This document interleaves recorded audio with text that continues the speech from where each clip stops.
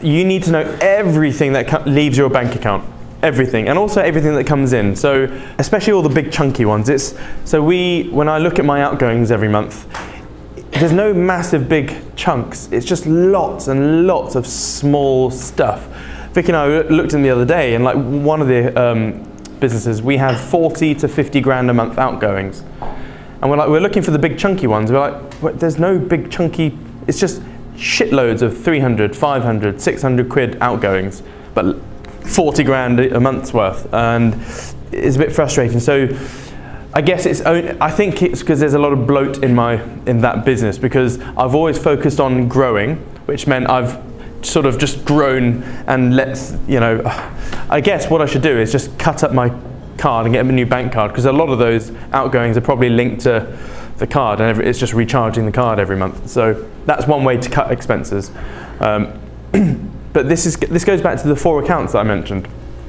So what you do is you have an operating account, a wages account, a tax account, and a profit account.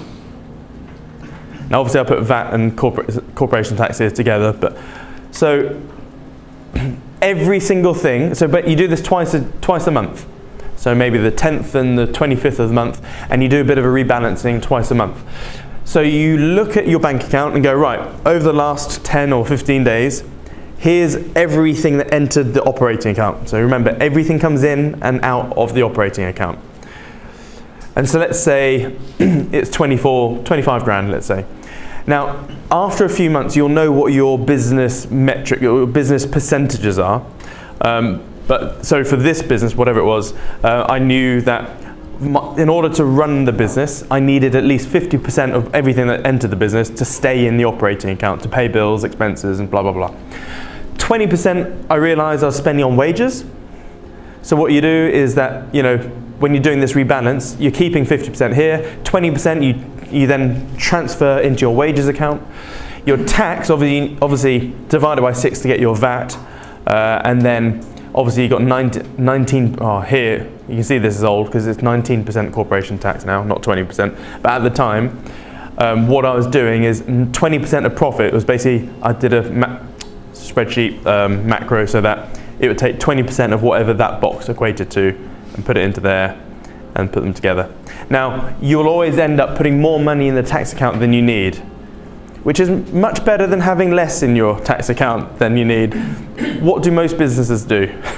Have less tax in the account than you actually, and that for many years I was always struggling, running around trying to find my bloody tax money. The biggest shock I've ever had tax-wise is my accountant said, oh, just filed your tax, blah, blah, blah, you got a 45 grand VAT bill, you've got to pay it in 5 days. What? I looked at the account, I had only one bank account at that point. I looked in, I was like, 20 grand. Oh, shit. And I knew that 20 grand was, bit of wages money there, bit of other. I was like, oh, I had 5 days to find 25 grand. And I did it. And I just went on a massive sales campaign push.